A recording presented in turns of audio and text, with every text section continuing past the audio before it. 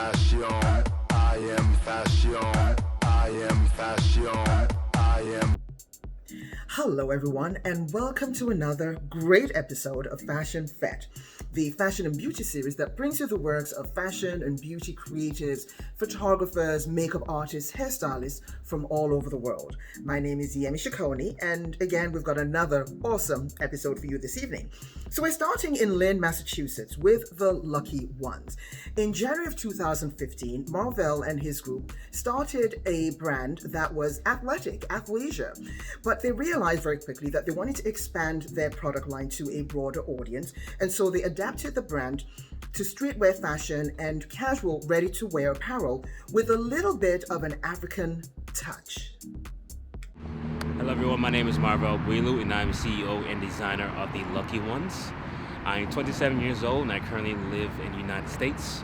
I first came here when I was about 3 years old from the Democratic Republic of Congo. And since then I have studied criminal justice and I have a degree in it. Also a fraud background, and I also plan on studying software engineering in the near future.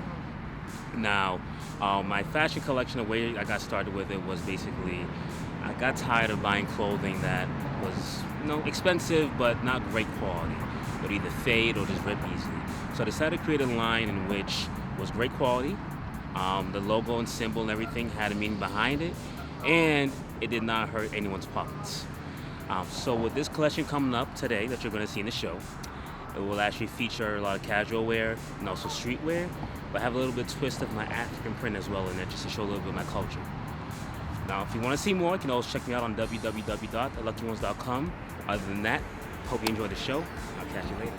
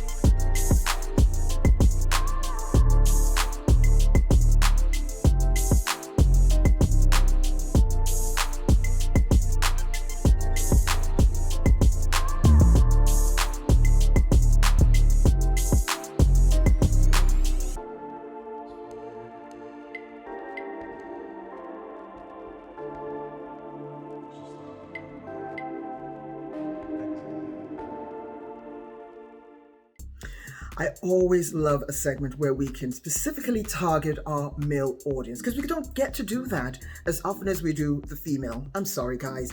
But gentlemen, our style Sherpa, the lovely Galen Apt, is going to be showing you 3 ways to style your favorite cardigan. You're going to love this. Check this out. Hi, I'm Galen Apt, the Style Sherpa. Today, I'm going to show you gentlemen how to style your easy, simple zip cardigan. 3 different ways. Let's get started, shall we? First one, we're going to take to the office. I have my Buffalo Bills button-down shirt because we are a Buffalo Bills household here. So go Bills. Put our cardigan over it, but because we probably have some meetings today, we're going to add a sports coat. This is great for the winter weather when you don't want to wear an overcoat and it perhaps isn't snowing or raining out and you just want a little bit of extra warmth, but you don't want to have to carry that extra coat. So this look is great for that. And if your office is cold, you know, that helps too.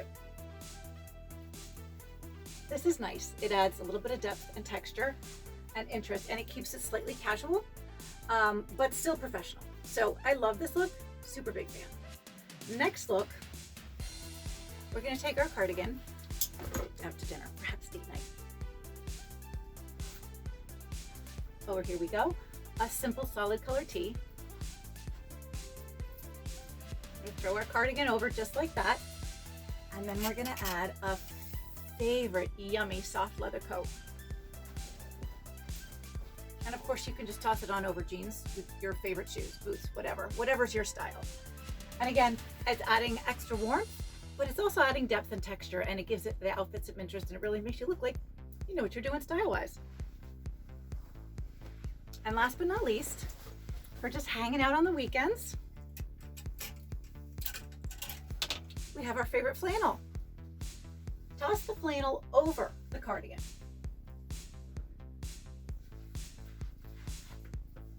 And you have layers of warmth that you can take off as you get warmer or put back on as you get colder. And it's just adding depth and interest to each look. So as you can see, a cardigan isn't simply a cardigan. You can take that cardigan and add it to a lot of different things, especially if it's a thinner layer. So enjoy your cardigan, think outside the box, people, and introduce your clothes to each other. Next, I'd like you to meet the lovely Suzanne Budano. Suzanne shows us her favorite winter glam look and how she pulls it together.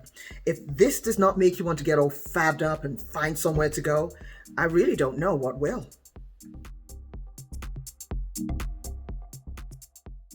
Welcome, and I want to show you a great winter staple outfit that I go to, and that's my basic black suit as my canvas. And in the winter months, a lot of times we're going from work to perhaps some evening parties, and we don't want to change. So I'm going to give you a couple of accessory ideas that you can take with you to work, and then you can transform your outfit, keeping yourself nice and warm, but yet glamorous. And one of the pieces is my great faux fur, and this is a full-length faux fur, and this will protect you from the winter season, but just glam up this black suit, along with a great black clutch and a couple of pieces of jewelry to bling out this outfit.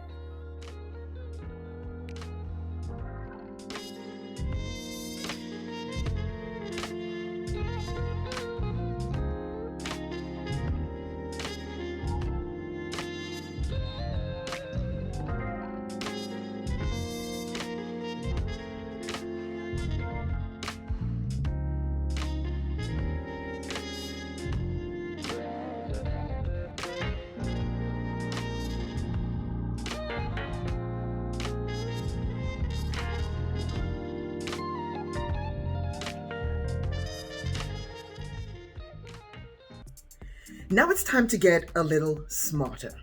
Let's join Valerie in our new segment called In the Library.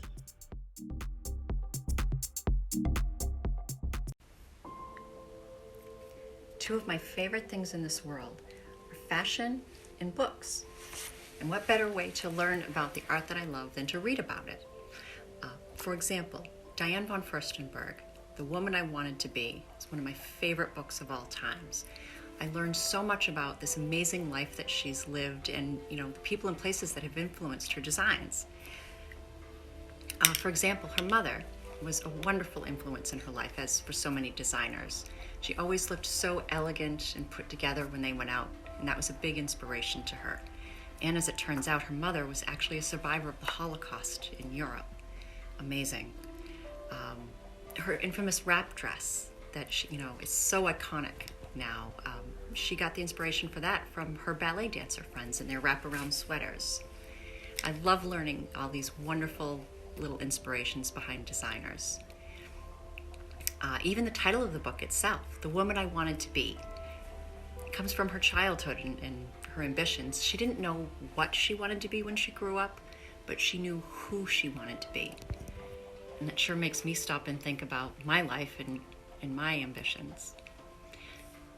Please read Diane von Furstenberg, The Woman I Wanted to Be. It's such time well spent. It's available at your local bookstore or library. You can download the book on tape, or I always like to download to my Kindle. Enjoy.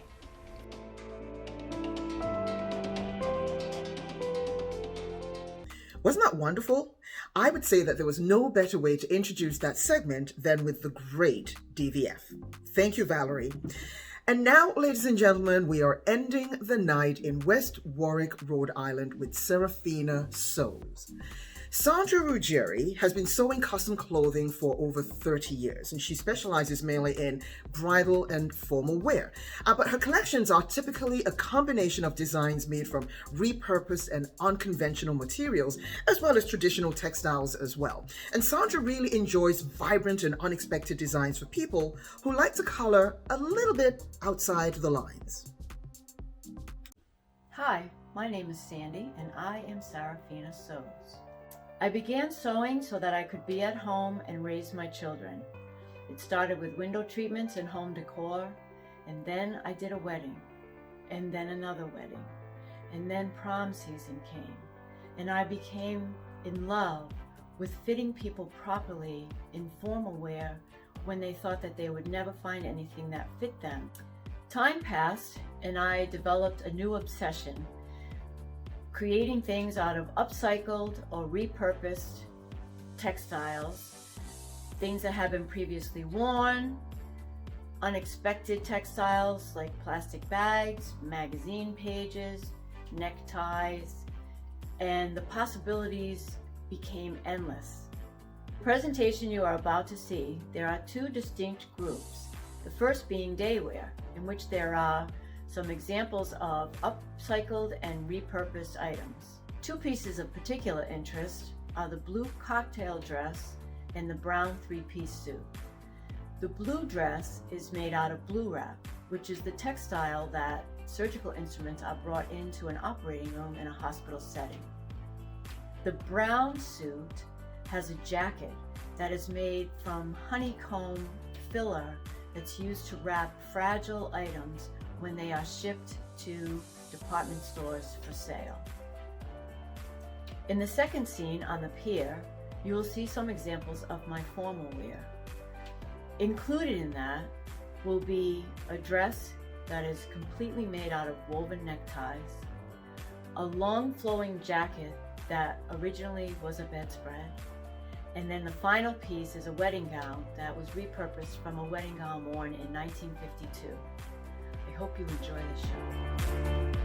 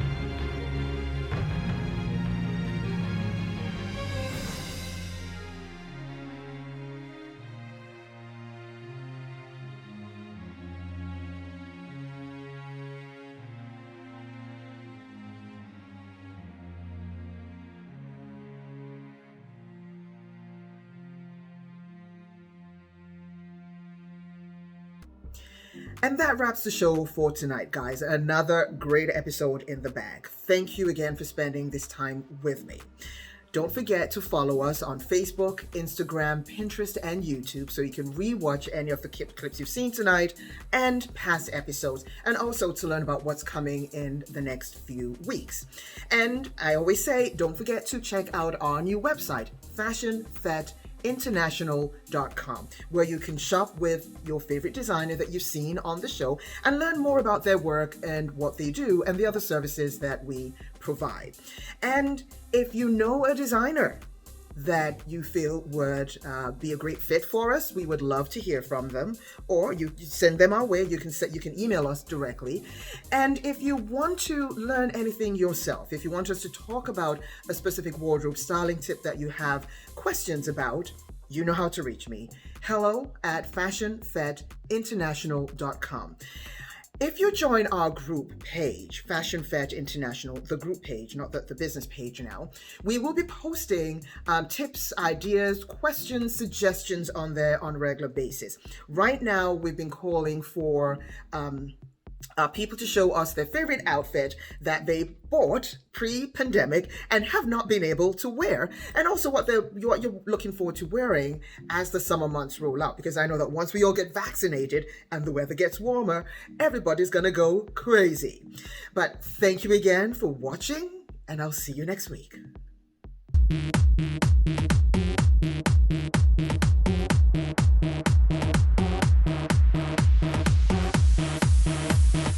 I am